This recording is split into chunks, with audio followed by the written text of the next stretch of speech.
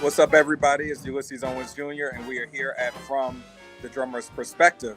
How's everybody doing? Please let me know where you're chiming in from. We've been really fortunate the last few weeks to have some new countries join us, like India and Colombia, Brazil, and many others. And it's been an exciting ride to have so many incredible drummers. November has definitely been one for the count. And today's musician and drummer is someone that I'm really excited to introduce to you.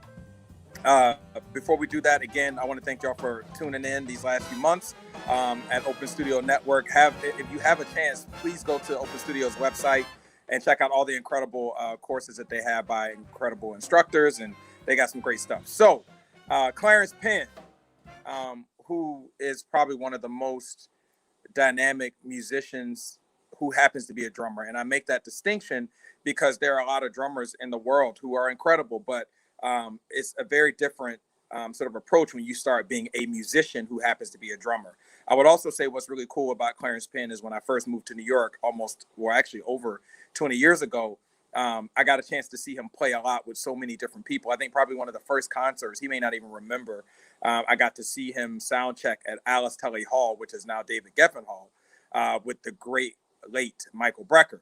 But I think what's so incredible about him is his touch, also his versatility. He also comes from the lineage of one of the greatest drummers that he and I both love, and that's Louis Nash.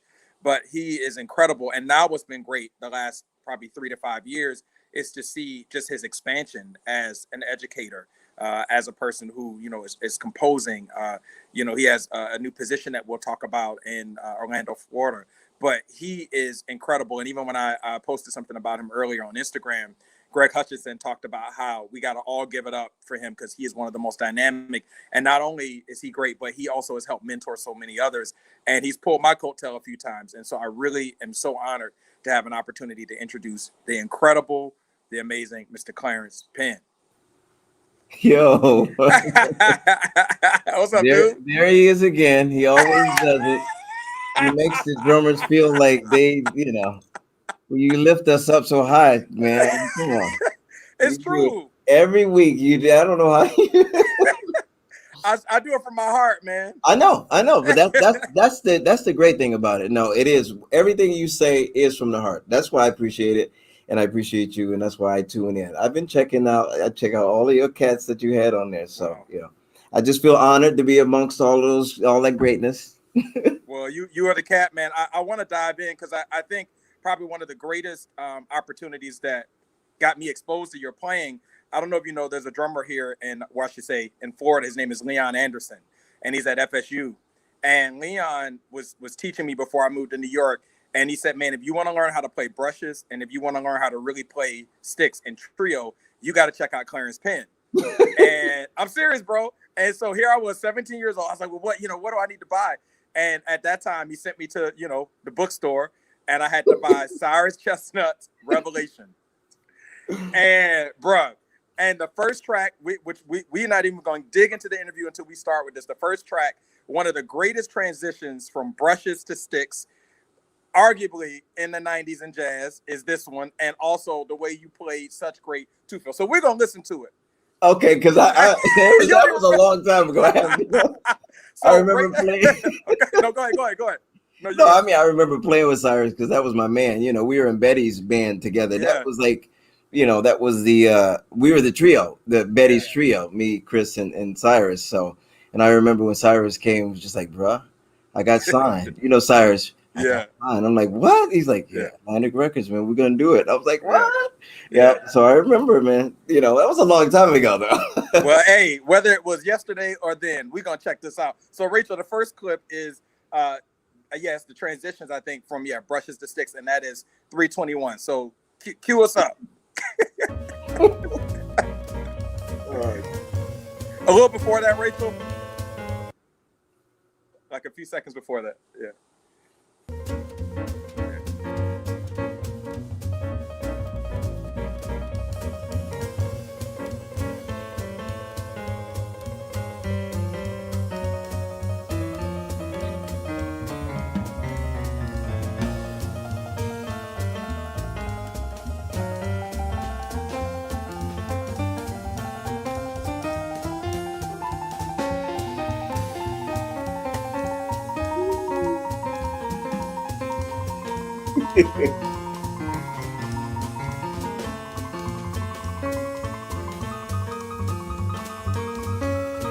Here it comes.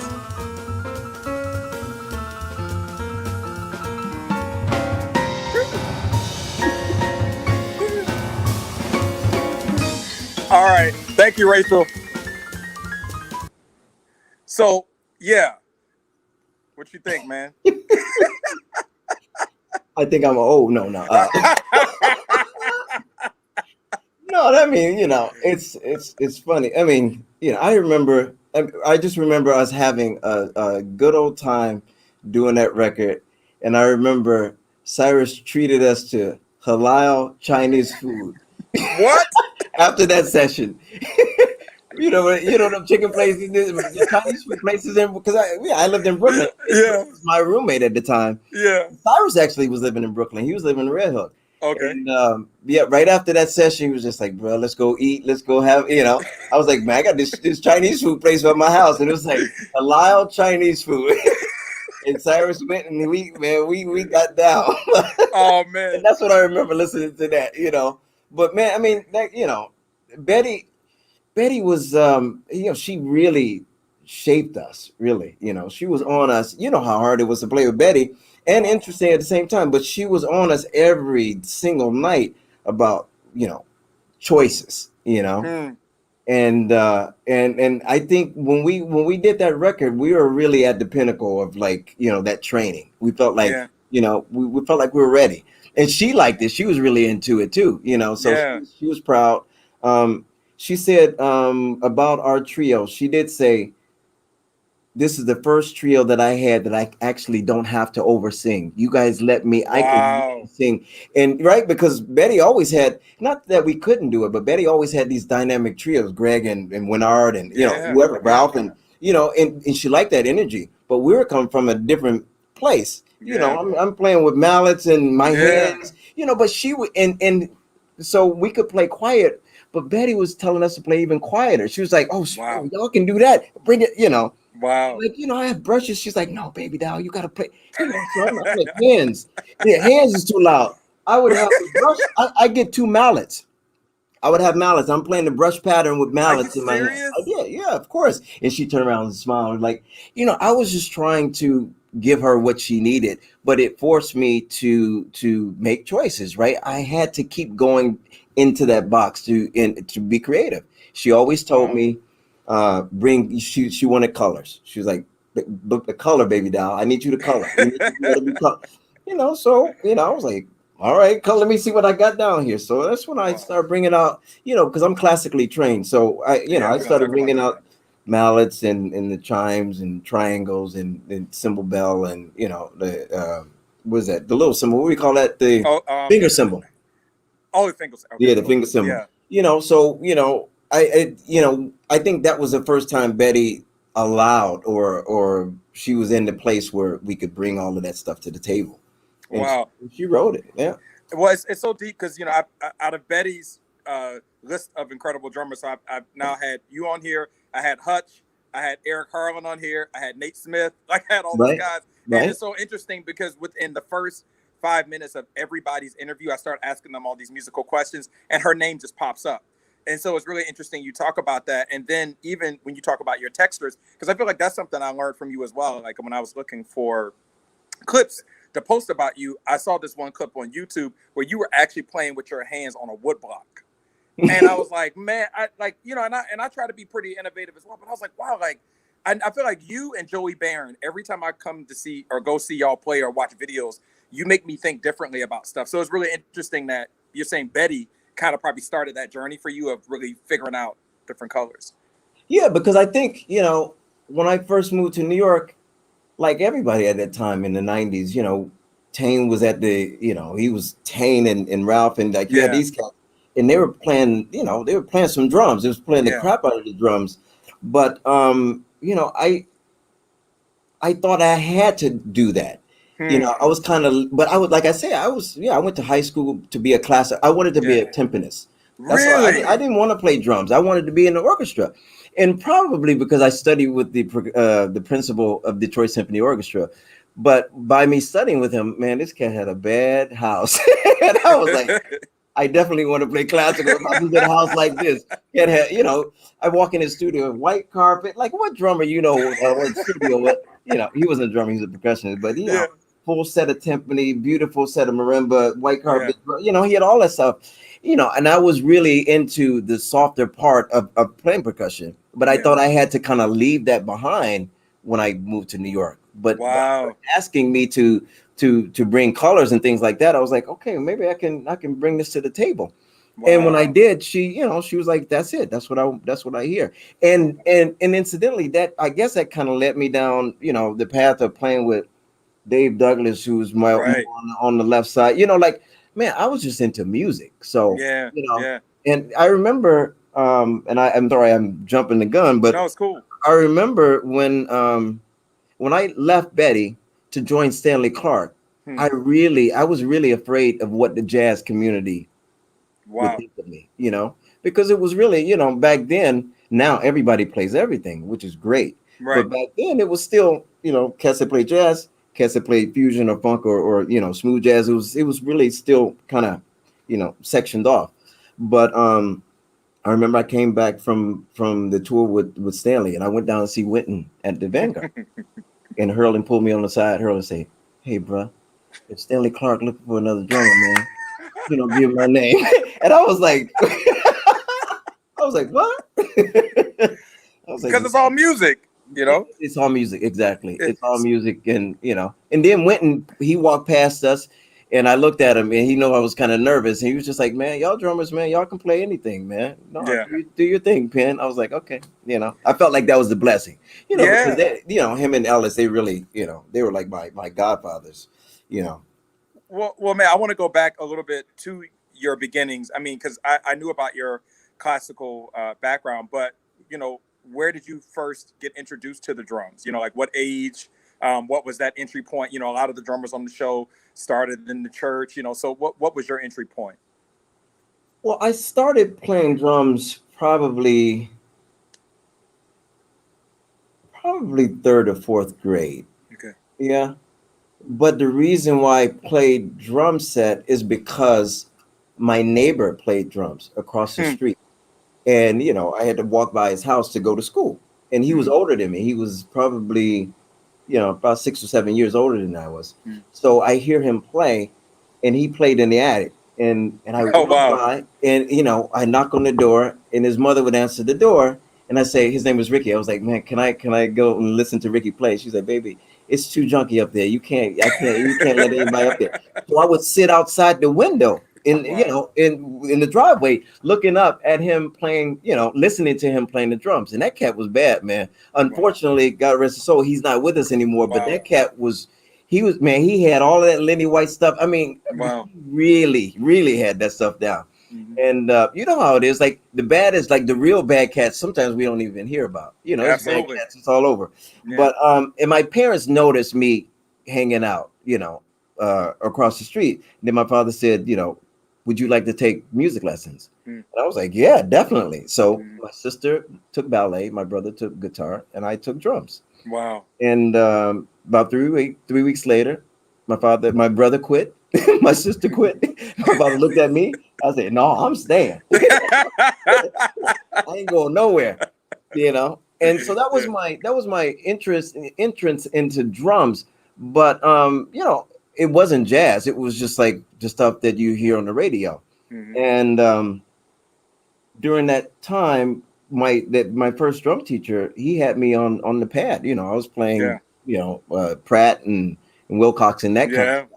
stuff, which was very foreign to me because I didn't know any of that. Right, I only knew drum set, but Yeah. like playing these snare solos and that kind of stuff, it was hard. It was difficult. Mm. But that led me down the path of like checking out classical music. Hmm. One of my best friends in high school, this guy named Pete McAllister, he is a great drummer and great percussionist. And he would say, "Yo, man, check out these classical pieces." And Right. I started, and going to Allstate where Yeah.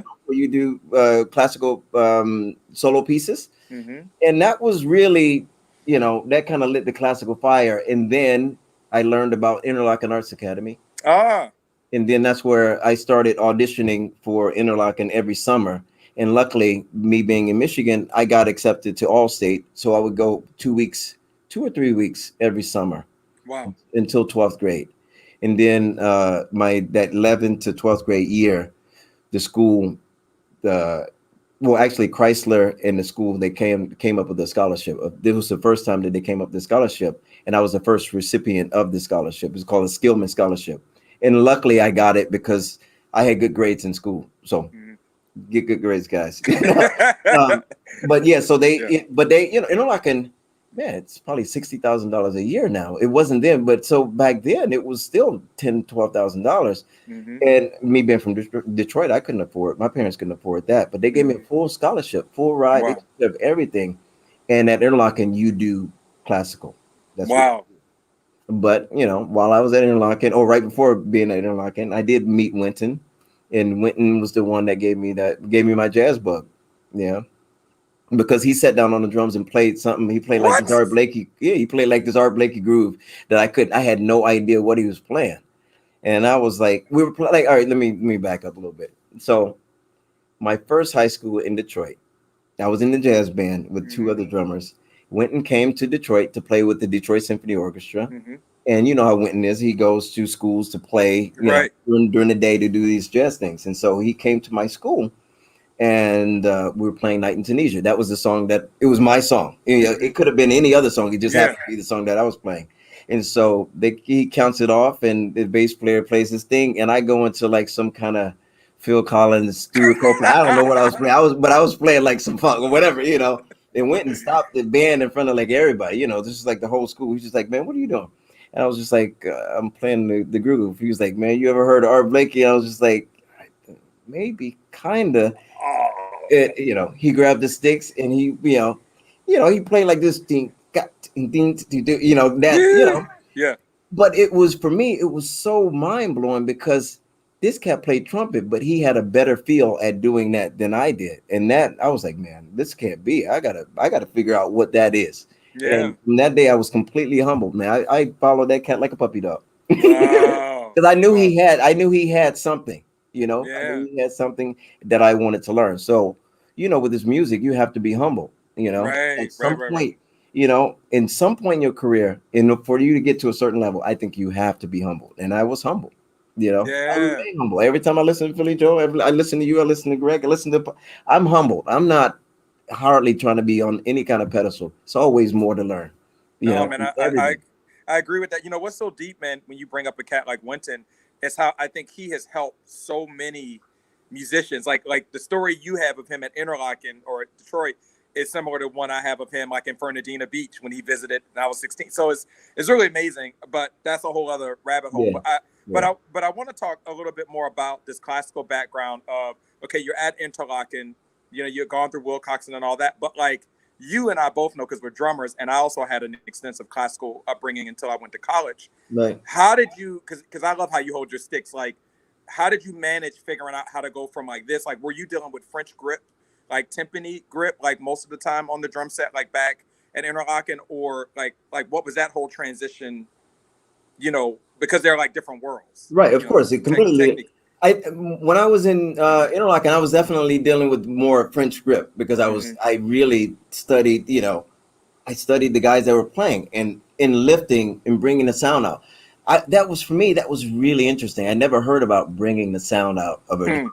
And I Mm-hmm. was wondering. I remember I asked the one of the percussionists, the person who was playing timpani. I'm like, why is he doing that? Because you hit the note, Yeah. you raise up, Right. right?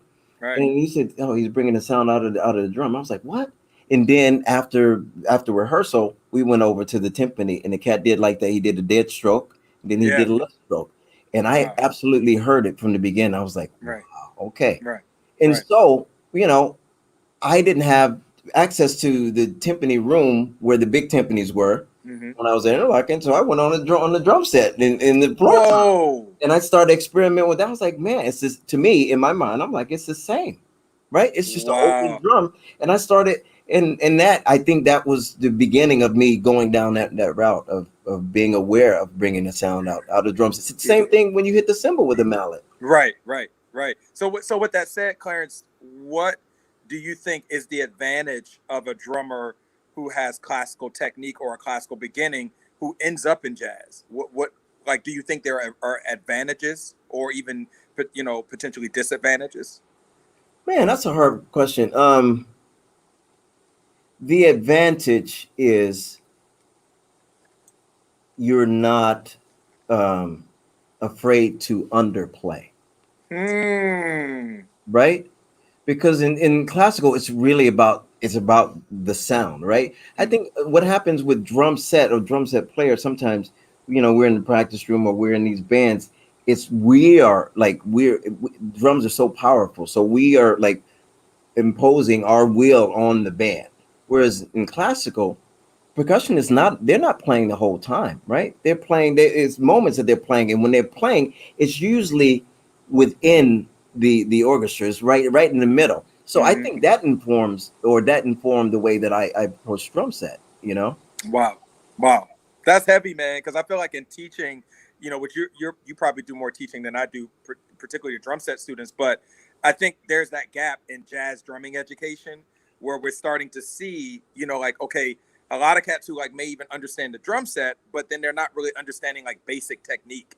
Or you have people that understand technique, but they don't understand mechanics. So as someone who's had both sides, Yeah. it's really cool to hear I that. mean, haven't you, like, I think you notice too, like there's some cats out there you see play, and they're playing, man, drums on such a high level, Yeah, but when they hit the cymbal, I can tell right away when they hit the way they hit the cymbal, yeah, how much time they've spent actually thinking about the sound that comes out of that cymbal.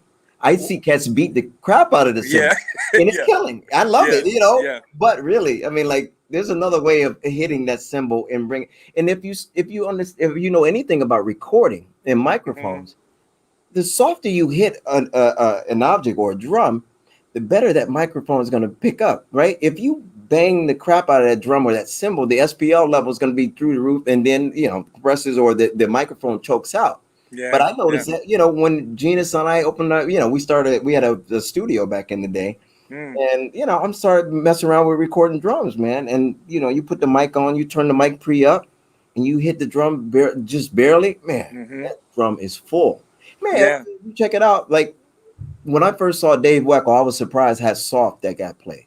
Real, I've never admittedly seen him live. So he That cat plays. plays soft, man. He's not. You would think that he's beating the crap Yeah, out of the man. Dave plays, man. He's got a great. Peter Erskine, he plays soft. yeah. Oh yeah, I love Peter's touch. Dave Yeah, plays soft. Yeah, yeah. yeah. I mean, you know, but No, that's the recording sound great though, right? yeah, no, of course. And it's so funny because that was like going to be a big, which I'll dig deeper into it. But that was a big part of one of the things I wanted to ask you, which was your touch. But I want to go to the VCU years, right? Because obviously you had the interlocking stuff. Right. I remember every time I would tell somebody how much of a fan I was of yours, they would talk about, oh yeah, that's that cat from Virginia Commonwealth. So like, so can you tell us about kind of that transition from this classical guy to then? It seems like you started meeting more jazz musicians when you went there, right? Well, so while at Interlochen, like I said, Winton was still my Yeah. mentor, right? And but I was still pursuing classical. So after Interlochen, I auditioned at Oberlin, New England Conservatory, and University of Miami. And Wow. fortunately, I got accepted at all three. But I chose Miami because once my best friend at the time wanted to go there, and then at the same time, it was a guy named Fred Wickstrom, who's a great timpanist with the Wow. Miami Symphony. He was teaching at University of Miami, and then you had Steve Brecker playing Oh yeah. drum set Steve down was there. there. He was there then He too. was there. Yeah, he was there. That cat's been Wow. there. He's like a he's He's like a like a brother. staple. Yeah. Yeah, he was there. We love you, Steve. Yeah, of course. See, hey, man, come on. But Man. yeah, he was there. So that's why I chose University of Miami. Mhm. But when I went to Miami,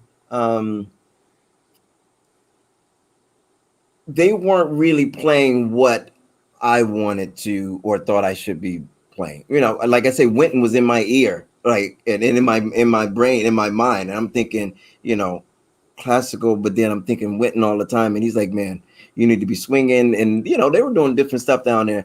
And I told Winton, I said, well, I don't know if I'm that happy here. I think I should be, I should look somewhere else. And Mhm. Winton said, you should go study with my father. And I was like, where?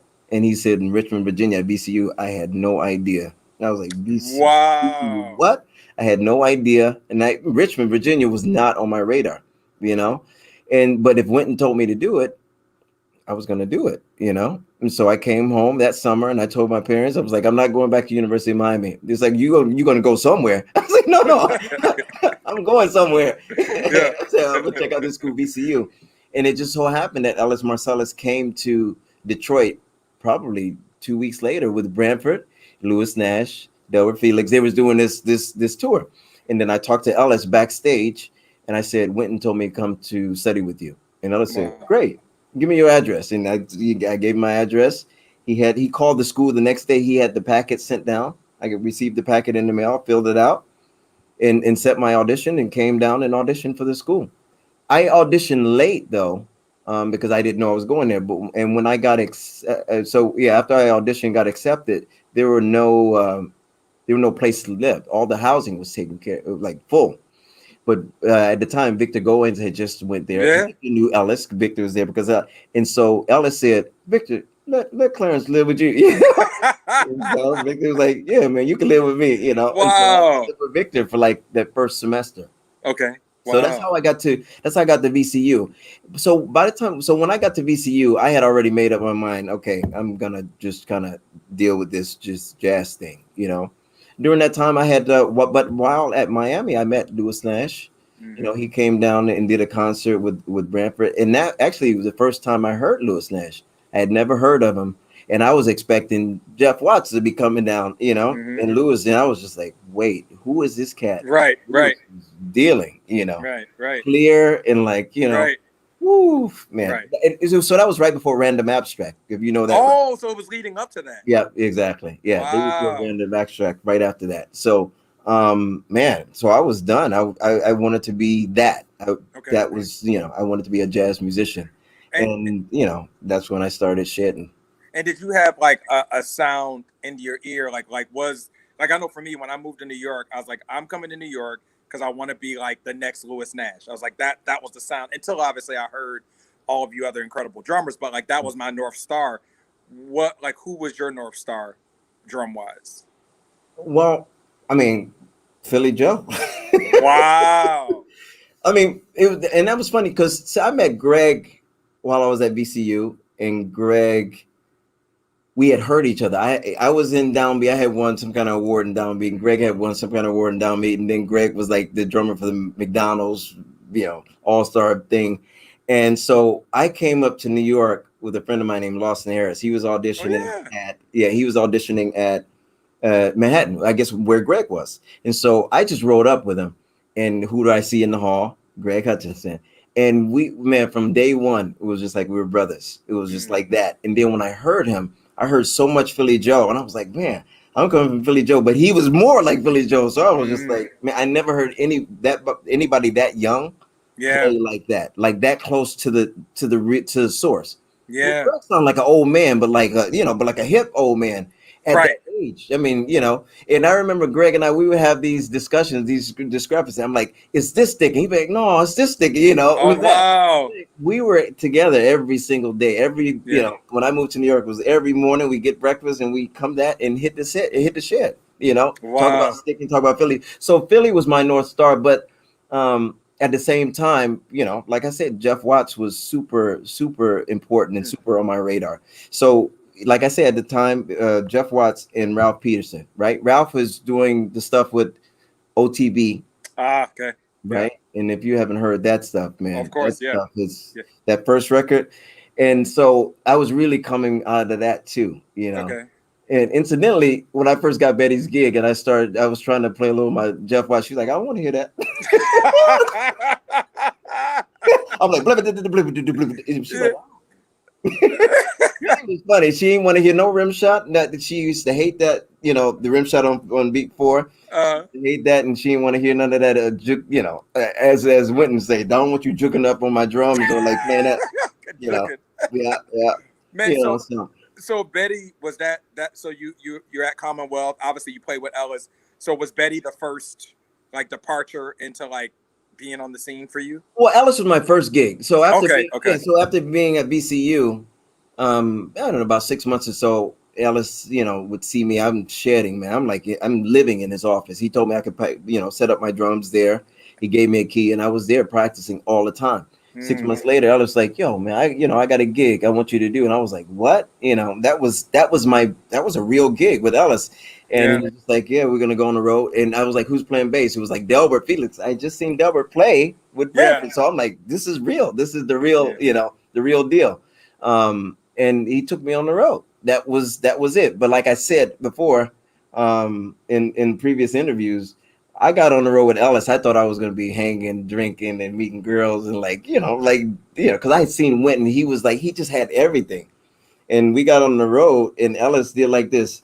I'm sitting across from him on the plane. Ellis said, "Here you go."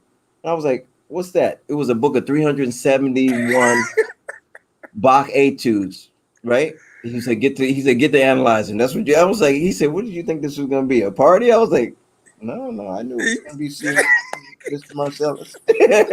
Man, so you were like on the road with him and also like studying as well. Yeah. Wow. No, Wow. he wouldn't let me be on the road, and he was on me about my grades too. I Hmm. told Ellis, I was like, man, I'm trying to move to New York. I don't want to graduate, and he got on me. He was just like, man, New York will be there. Get your Wow. education.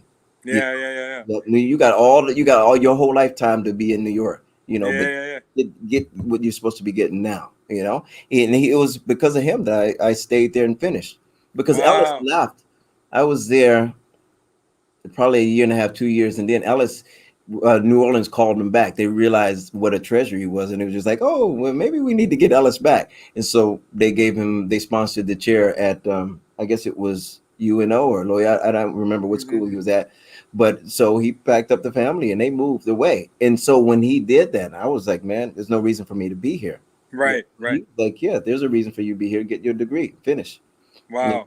And So things really worked out. Yeah. and so with that said, because I want to transition to all the amazing knowledge I know you have about gigging, but I get that question a lot about finishing, and I even went through that too. Like I tried to drop out of Juilliard at one point, but Marcus Baylor really encouraged me, and I stayed. So for today's drummer in 2021, sort of post pandemic, Mm-mm. do they need to go to college? Do they need to finish college? And then obviously, which we'll talk about in a second, I know you went back and got your terminal degree. Like, what is your vantage point on education right now, particularly as jazz musicians in a kind of post pandemic society? Well, I mean, I think I always thought education was important. I never thought that I would be a teacher. It seems like I've been training my whole life to do what I'm doing right now. Wow. Because I was just like, teacher. I don't want to teach. But when I look back and I hear myself, what I'm telling my students, man, I've been training for this, and Mm, it's important to be able to pass on knowledge firsthand. You know what I mean? mm, Like really. I feel like in education, sometimes you have teachers that they're coming from it from a cursory point, from the mm, outside. But I've been in all those theaters. I know you need to have your dynamics together, because mm, every room is more rooms out there that are difficult to play than not. So you can't go in there playing all out. You need to mm, figure out how to do what you do at a nice volume, right? mm, You need to know what it feels like, know what to do when you're playing with a bass player that's mm. dragging. Right.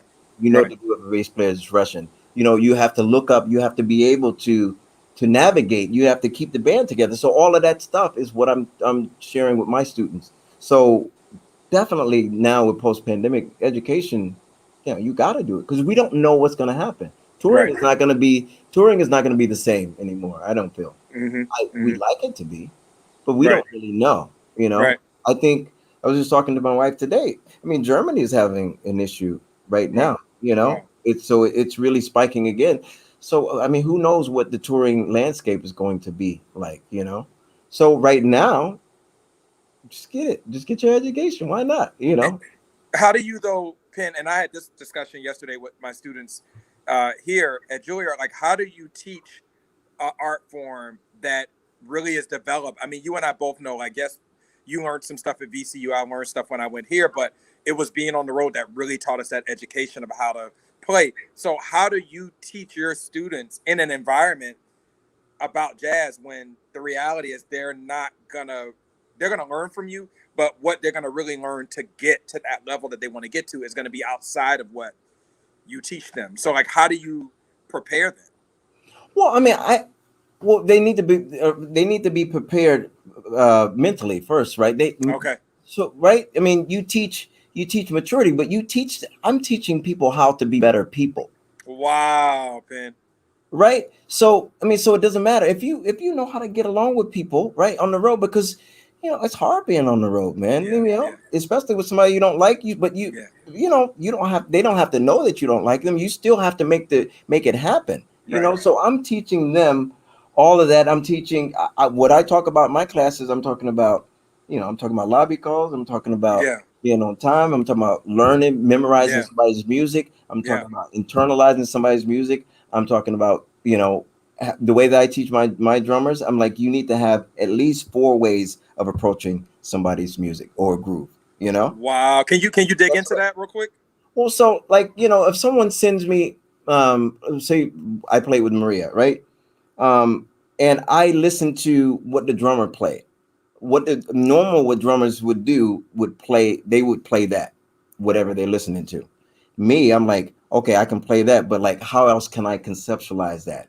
Especially if it's a mixed meter thing or whatever.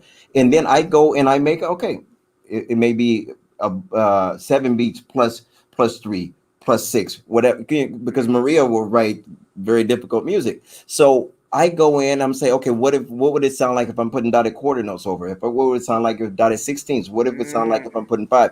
So I want to make sure that I have many options in my grab bag. hmm, So when I get on the gig, I can choose any of them or use all of them. A lot of drummers, in my opinion, don't want to think, right? If you give them something that's killing, they're gonna try to play that.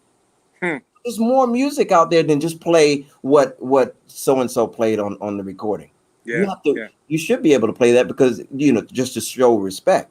Right, But if right, someone's hiring you, hopefully they're hiring you for what you bring to the table, right, right, not right. because you sound like, or they want you to sound like somebody.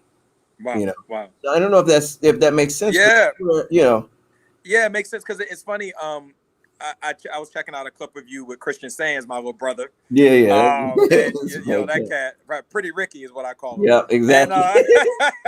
and yeah, but it was so deep because I checked out a clip with you, him, and my other brother Yasushi, Man, yeah, and and I started playing with Christian like in the very beginning of just him that's right, figuring that's his right. thing. Yeah, like I mean, I met him like before he got into the trio. Anyway, I played with a lot of his early tunes and stuff, so it was crazy to hear you play some of the same music that I had a chance to play with Mm-mm. him, and that's when I was just like, Clarence is such a bad cat because like you were playing the arrangement obviously, but then you were playing like there were inner things. There was like this second layer of the arrangement that you were tapping into, where you were breaking things up and it elevated, the music. So it's really interesting to hear how you talk about this like 4 different ways of approaching the music because I really saw that particularly when it was like an arrangement or something that I even had a chance to play. So Right. that's really deep. And I can hear how your process is different. And even with Maria's music, I mean, which I don't know how you or Blake like I'm like I don't want to sub in that gig. Yeah, That's hard. it's a challenging gig, but I was telling one of my students the other day, for me, like, you want people to think about you as a thinker, right? Wow, Penn. When I'm listening to Maria's music or anybody's music, I want to hear what the other people aren't hearing. Wow. It's easy to hear what's on the surface, but I want to hear, wait, what was that the piano player did here? Or what Yeah. part of the melody? Like, a lot of times when people write charts, they write the big picture.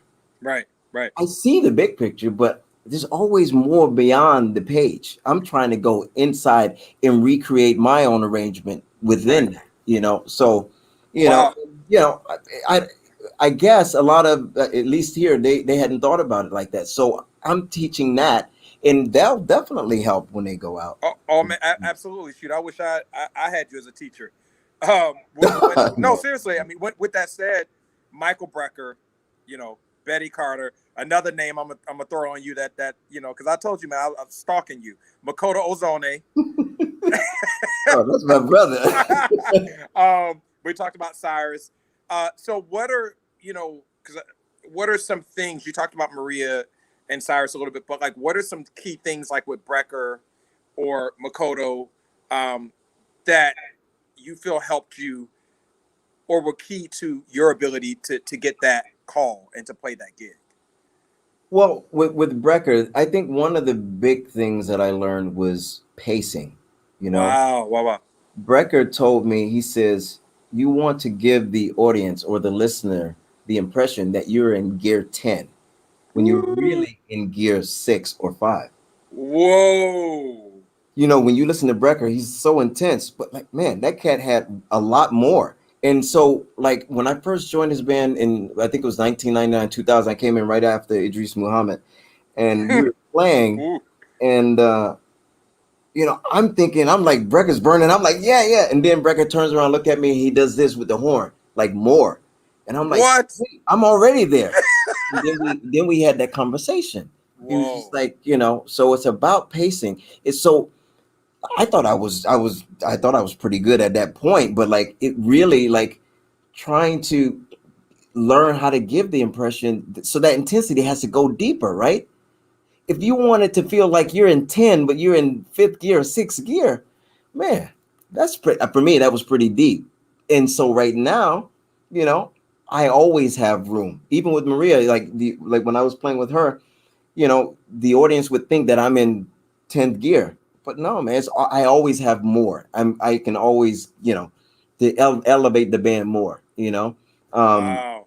With Makoto, it was really, you know, his mind works like mine. So he really writes in a lot of detail, right? And so for me, I was just, you know, the first chart that Makoto sent me when I first joined his band was me, him, and Kiyoshi. Hmm. The first tune was 7 pages long. I got a fax. It was like that. He had just asked me to join the band. I'm like, you know, I was like, yeah, you know. Actually, you know what?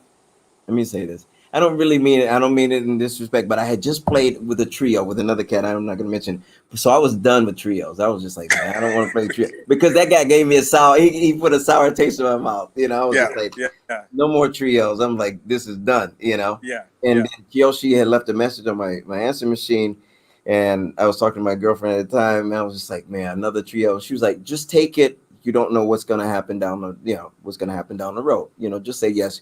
And if something comes up, then you don't have to do it. So I said, yeah, okay, yeah, I'll do it. And then, you know, I get home and Makoto was like, you know, all right, man, I'm gonna send you some music. I'm like, yeah, okay, great. And I took the first one was like 7 pages. The next one was like 9 pages. I'm just like, you know, but luckily, I mean, I never Yeah. really had a problem reading because I was classically trained. So I could, Mhm. you know, so, you know, I was like, okay, this cat's coming from there. So I was like, I can go back into that Betty bag that I was doing, you know, Wow. bringing colors, bringing, you know, he loves Brazilian music. He loved classical, Yeah. he loved, you know, everything. So I felt like Makoto's gig, like we did everything, Yeah. Yeah. right? We funked out, we played avant-garde, we Yeah. played classical, we played, you know, Japanese anime song. We Yeah. did everything, you know. Yeah. Man, And I don't. Oh, sorry. Go ahead. no, I just say I think that I'm grateful for me having that platform to do all that stuff, you know. That reminds me because I love when you play with him. I mean, it to me it showed your range. I don't know if you remember years ago I ran into you. You were in the middle of like either about to go do a tour with him, and I ran into you at Drummers World. You remember Drummers World in New Yeah, I York? remember the drummers real. And I remember, you know, so for those that don't know, Drummers World was like one of two of the like old school drum shops, right? It was Right. them and Modern Drum Shop, Modern drum, yeah. and Drummers World was run by is it Barry Barry, Greenspan? yep, Yeah, yep. and so you know, I would in between classes, I would go there and hang out, and so they had like a cymbal room, they had the That's drum right. set room, right? Well, what was deep about Clarence to the audience, Clarence was not hanging in the drum set room or the cymbal room. Barry had like a section that was all like world percussion. And so like all of us jazz drummers, we were all trying to figure out what next cymbal we were gonna get or the snare drum room. He's over there hanging out with the mini timbales and the That's right. like the pandero and the what's the thing? It's like a kind of like a snare drum. There's that company. It's like they make the TMV or something. But they make like their own Brazilian. They made like surdos and all that, but then they also made like attachable It looks like like a small tambourine, no? yeah, timber rim, yeah, Yeah. yeah. Yeah. So I saw you there, and I went and like rap with you, and I was like, well, what's that? And you started educating me about like Brazilian percussion. And it was so deep to me because I was like, man, here's this guy who, like, in my mind is like spangling, like touch dynamics, but here he is, like, authentically playing Brazilian music, which I started getting into later. So, like, can you talk about that? Like, what was your process of really digging into that authentically? Because you're great. Like, I love the way you play Brazilian music. Man, well, thank you. I mean, but that's, you know, that's coming back from, you know, I think my stay with Ellis, you know, Mm-hmm. like he told me, you know, if you're going to do something, or if you're going to play something, become the part, Wow. you know. And so I never wanted to be one of those cats that be like, you know, oh yeah, he sound like this. I want to be like, wait, is that a Brazilian cat, or if that's a fun? I just really wanted to sound authentic, and I think it Wow. was respectful to the music too. I feel it's a little disrespectful if when people play at something, Hmm. right? You know, because it's a Yeah. part of them, right? Just when I studied flamenco music, I really I only listened to that for years, just only Wow. studying the form. So, you know, so when I play, I don't sound like a quote unquote gringo or foreigner. I want to feel like, and have cats turn around and smile and be like, the respect. I hear you. Thank you for checking out our music. You know. Wow. Wow. Wow. So Wow. that's really why I play Brazilian music like that. And at the time, or right after that, I started playing with Luciana, and I would talk to That's right. Luciana. You know, I would talk to her, you know, in depth about playing percussion, or playing just Mhm. about anything with the drums. It was Luciana who taught me. I was telling my students this the other day. You know how everybody always plays bossa nova. Uh, uh, Mhm. yeah, that was it. Luciana was the first person that told me. She was like, "You don't have to play all of that. You can just play uh, just right." Woo! And you know, I was just like, I never thought about it, but then she gave me recordings of Rosa Passos and all these, Yeah. and then I would hear it, and I was just Right. like, yeah. So now when of course when I play bossa nova with Brazilian cats, I can bring that from my grab bag instead of playing the only one way like most American drummers know how to play a bossa nova. Yeah, right? Yeah. Because I don't think we take the time, or we didn't Mhm. take the time to really explore that, Right. you know, what they do and what they do. Man, The that's so meaning. beautiful. That's Mm. beautiful, man. So with that said, man, you're like one of the OGs. You out here now. You got you got your professorship. You know, you at UCF. Like talk about that transition of playing, and obviously I know you're still out here, but you go from that to, man. I have to tell you, I was so impressed by you, and it was so inspiring the fact that you went back to school, Clarence. Like that was like I remember seeing it on Facebook. So can you Mm. talk about that transition of going back to school, and then now you have this professorship, and then now all this other cool stuff I'm seeing? Like I saw, congratulations on you, you got this Jazz Rhodes, you know, Hmm. residency thing. So can you kind of talk about like where you are now, and like having played all this music and toured, and kind of this next phase of your career, you know? Well, thank you for the grant, and I want to thank South Arts for giving me the grant. It's a lot of people applied. Um, I think probably right before the pandemic. So I have a 15-year-old now and an 11-year-old. I know Mm-hmm. you have like a very A 1 month and two well. week old. There you go. There you go. So you know, I was just thinking. I'm sitting down with my wife and we're watching the news, and you know, all of these scandals are happening with college and people with money trying. And I'm thinking, man, college is super expensive. You know, we're jazz musicians. We're not stockbrokers, lawyers, Yeah. and you know, we want to give our children the best that we can, right? So I was like, man, 60, 70,000 by the time my kids go to school, if not more. It's like, man, how is that going to happen? And we looked at each other. I was like, well, maybe my wife she's half French, half Japanese. I was like, maybe she can go to France, you know, which she could, or she can go to Japan. You know, most places are cheaper than the America to Mm-hmm. go to school, unfortunately. And so, but I started thinking, I was like, you know, maybe I should go back to school, because I know if I go to school, then, you know, luckily, I think either your kids could go there for free, or they get a discount, Right. or, you know. And so, and my wife told me, she says, you know what, you would be a good teacher because I saw you teach. I taught at Banff in Canada for like Yeah, yeah. 9 years under Okay. with Dave Douglas.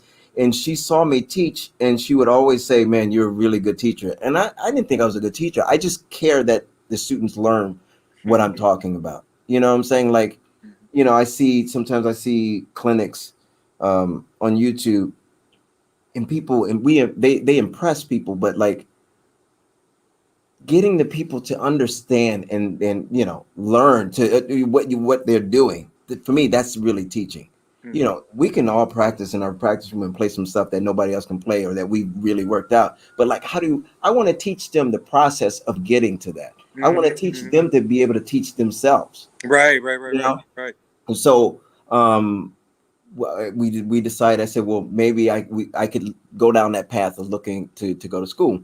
And then when I started looking at grad school, I was like, man, I ain't got the money to go to, you know, pay, because I don't want to take that out of our operating budget. I got two kids. Absolutely. I don't want to, you know.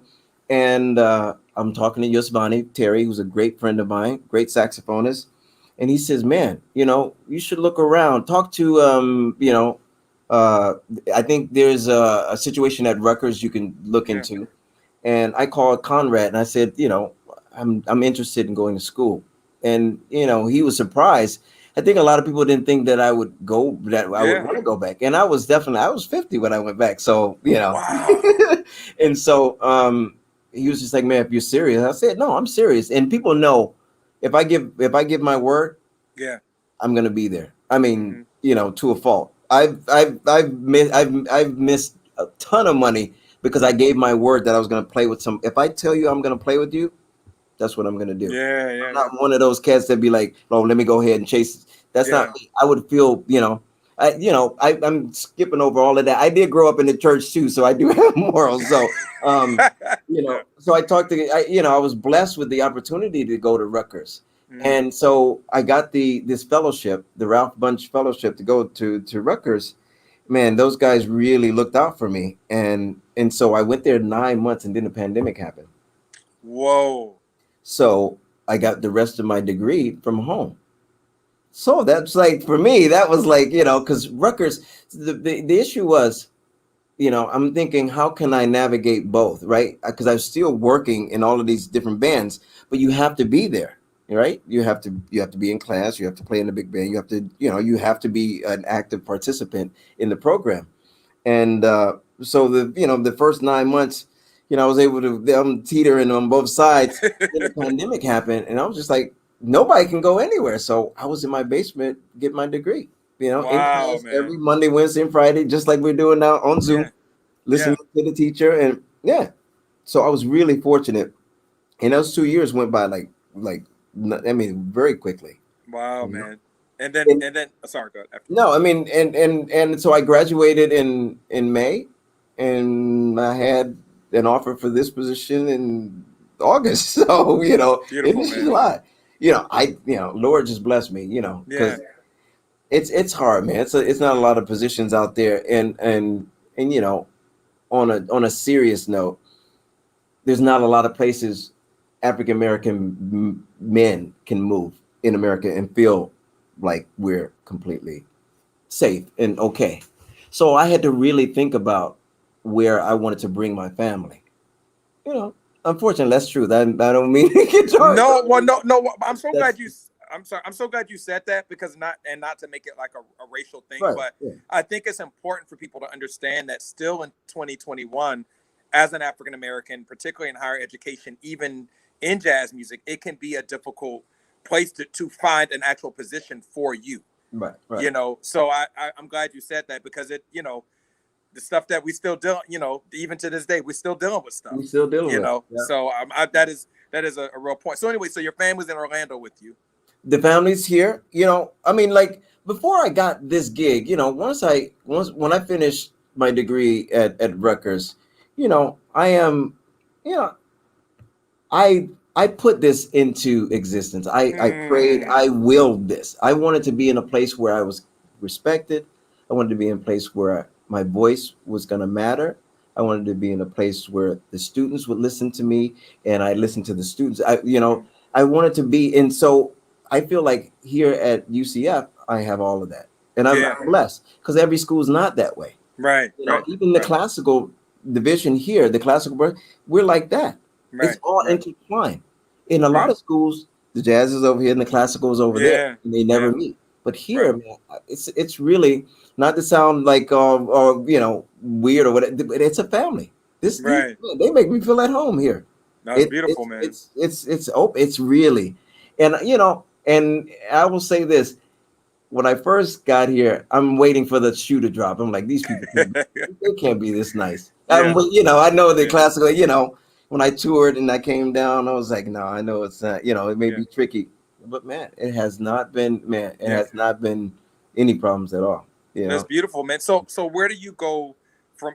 Where do you go from here? Like, what are the things that you desire to do in addition to obviously continuing to build the role that you have as jazz professor, and obviously still playing with various bands? Like, what bands are you still active in? Right. Well, I mean, I've been out, Lord. I mean, I've been blessed. I've been out since I've been here, and I still got my place in New York. But since I've been here, I've only spent 2 weekends here. I've been going. Wow. I've been gone. I was just in New York recording. I was out with Sands.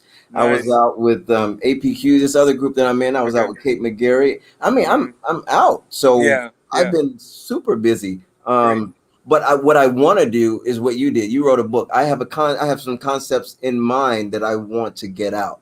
Okay. And what I want to do is have write a book for all musicians. Not I don't want to come from the drum. Yeah. I have some drum ideas, but I really want to educate the overall musicians. Hmm.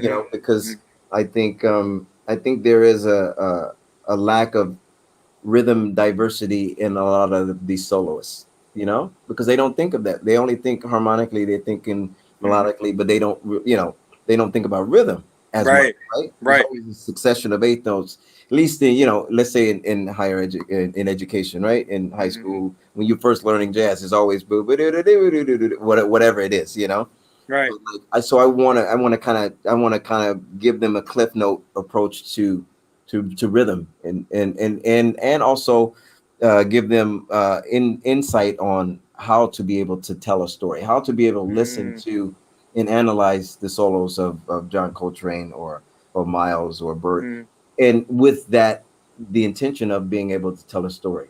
Because Wow. a lot of young people don't think about solos are a story, right? Right. Right. Solos are a conversation. It's not, if I give you a run on of eighth notes forever without a break, your ears get tired, right? I mean, Right. you're going to tune me out.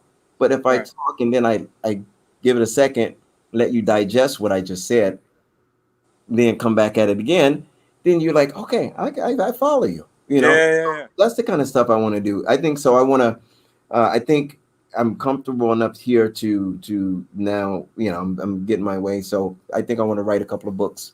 Beautiful, man. And so before we let you go, Penn, what would you say is one of the best pieces of advice that you'd like to share with our audience, which is full of learners, drummers. Obviously, Open Studio has kind of a broad database of Hmm. people learning at all ages. So, Right. what's something that you'd like to sort of leave us with?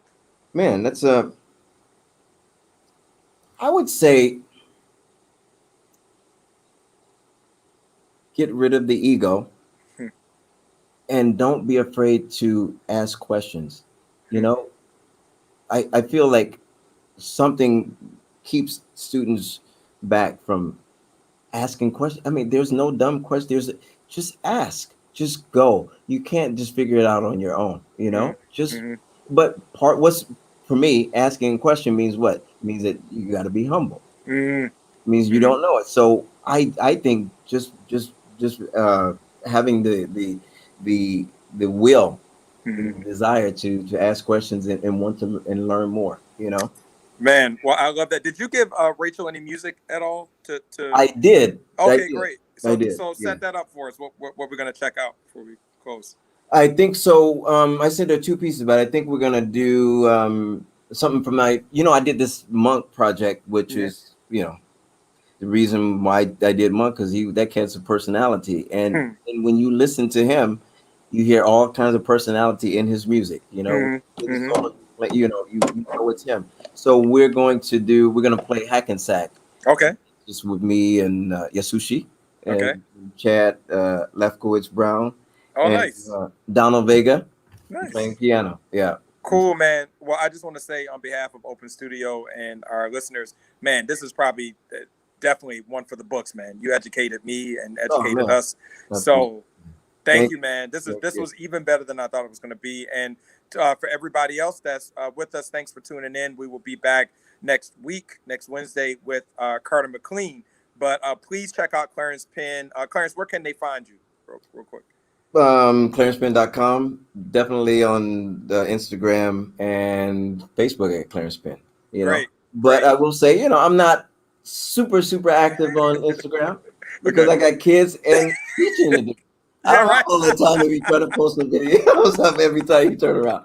No, but I applaud the cats that have that Yeah, time, but yeah. yeah, I'm out to do the regular channels. Great, great. And for those that may have just come in halfway through or towards the end of this interview, you can go right up on YouTube to Open Studios page and catch this interview along with some of the other ones that Clarence mentioned as well. So thank y'all so much and see you next week. And check out Clarence's too.